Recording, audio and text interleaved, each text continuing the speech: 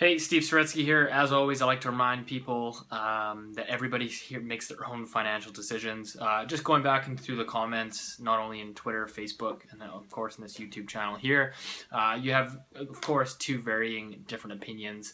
And so I get messages from people every single day, not only ask me for financial advice, but, providing their comments on the housing markets. And, again, I can't make a decision for you. I've obviously formulated my beliefs and my opinions on the market, some of which I have shared with you. But again, I get people messaging me, a couple people messaging me on a weekly basis, asking me if they should buy or what they should buy, or if they buy, will a pre-sale townhouse in South Delta, is that a good investment? And the truth of the matter is I can't really answer that for you. I mean, again, obviously, if the market does fall apart, if there is a correction, then obviously pre-sales will not be exempt from that. You right now you do pay a premium for pre-sales because they price in their models. They're pricing in future expectations of prices appreciation in the next couple of years. So really, I actually kind of think that you overpay for pre-sales personally, but. Again, that's beside the point. The fact of the matter is, again, I have people that comment in here that go, hey, Steve, you're discouraging people from buying. If they don't buy a condo in 2017, it'll be the biggest financial mistake they ever make. So that's literally, I've had that, couple of people tell me that a few times already. And then I have people comment saying, people shouldn't be buying in the next 5 years. The market's going to collapse. I don't tell anybody whether or not you should buy or sell. Again, I just try to put out the facts, the data, and you analyze it. You have to go back and read and research and get financially, educated and make your own decisions, come up with your own beliefs on the market. There is no right or wrong. So I like to see these people that banter back and forth and try to convince one side or the other about their views and how they're right. That's why I try not to get into debates with people, as tempting as it might be, to try to correct some of these false beliefs, or try to provide them with info. It's just not worth your time, because again, everybody has a different view, and you can't.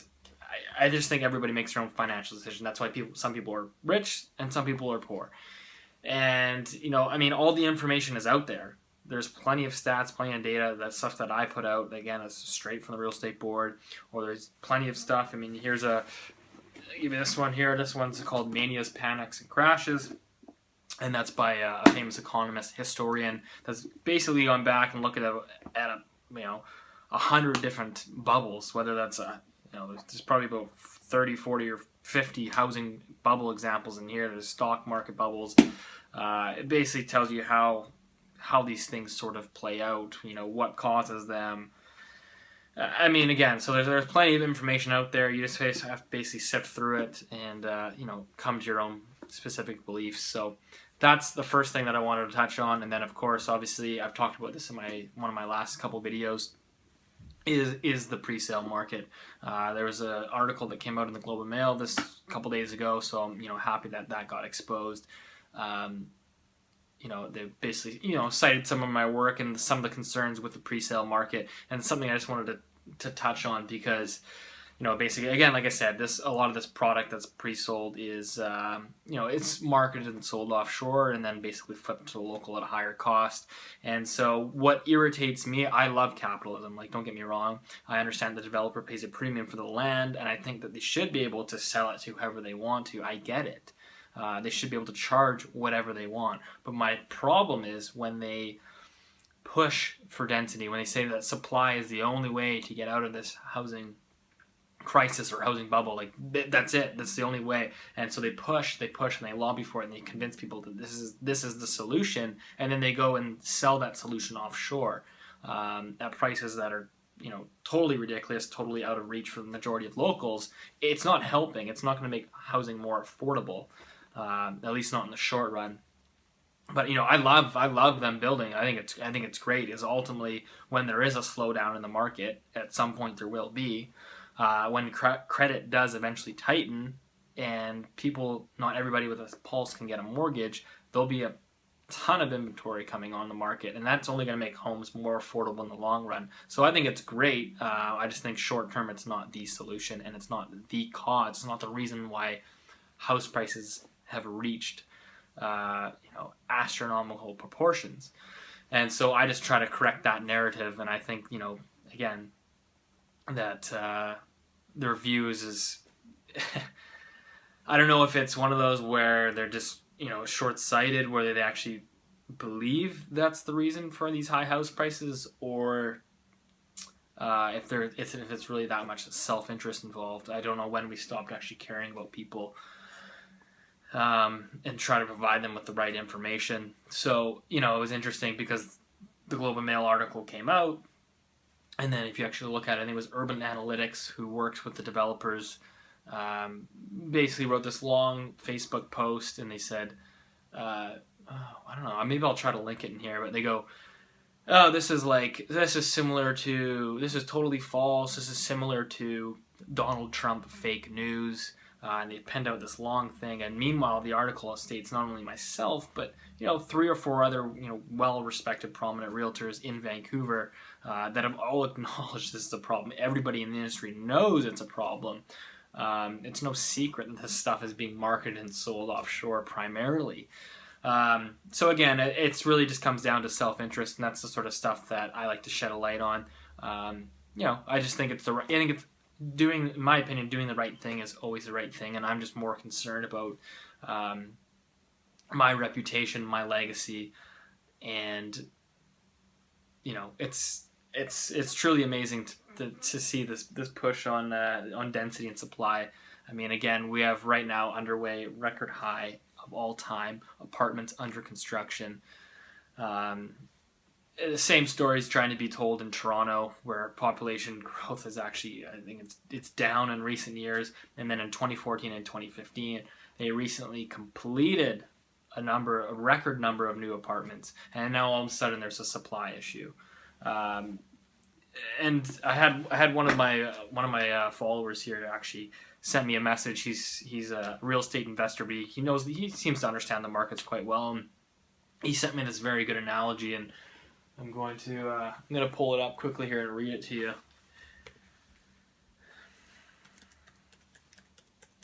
Because I think it sort of summarizes the belief that it's a housing shortage, and I think that it's very easy for not only maybe the media but developers to push, because it's very simple to understand. It's a lot harder to understand credit and interest rates driving house prices, and then speculation.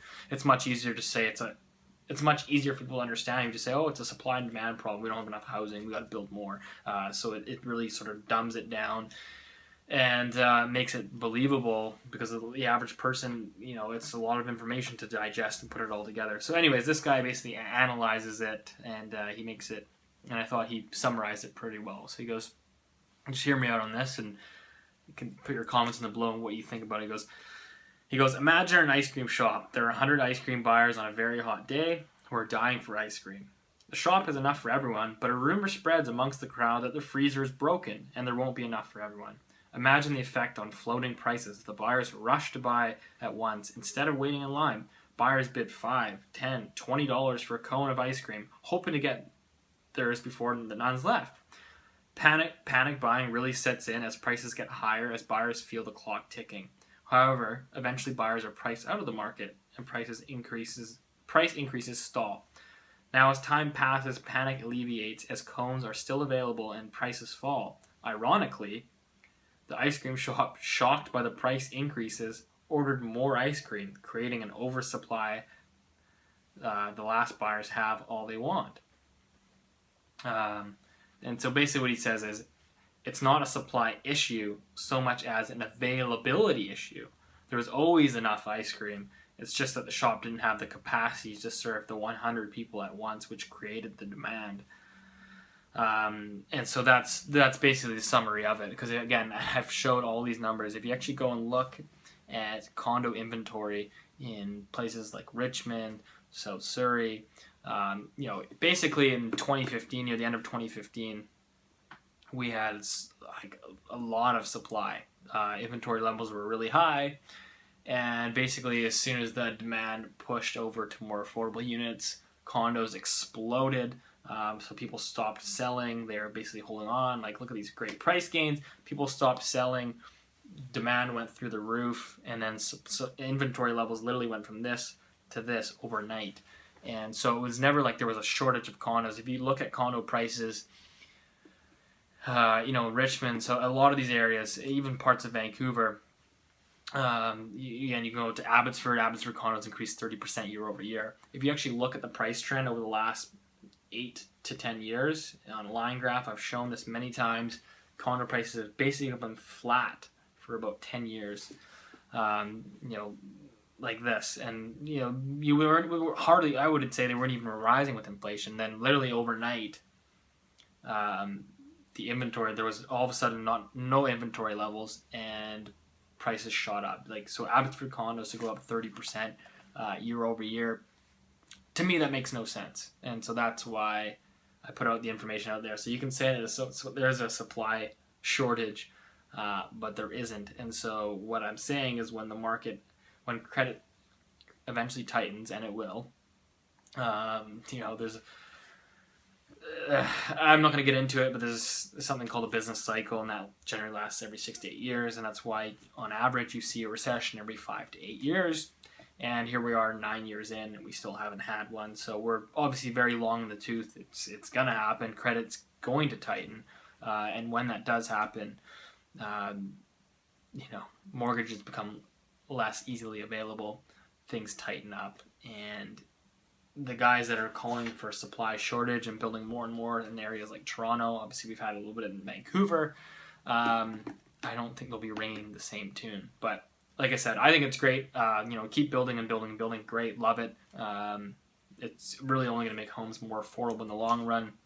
But my big problem is, of course, when you push for it and saying that you're helping poor Jane and Joe, the locals, you're really not, because everybody knows you're selling it offshore first, and then it's actually getting flipped, flipped at a higher cost to the local by that foreign investor, and who generally doesn't pay the 15% tax because it's not actually registered in land titles, and of course it's very hard to track by Canada Revenue Agency. So that's my rant for the day, and again, as always, agree, disagree. It's just my opinion, my beliefs.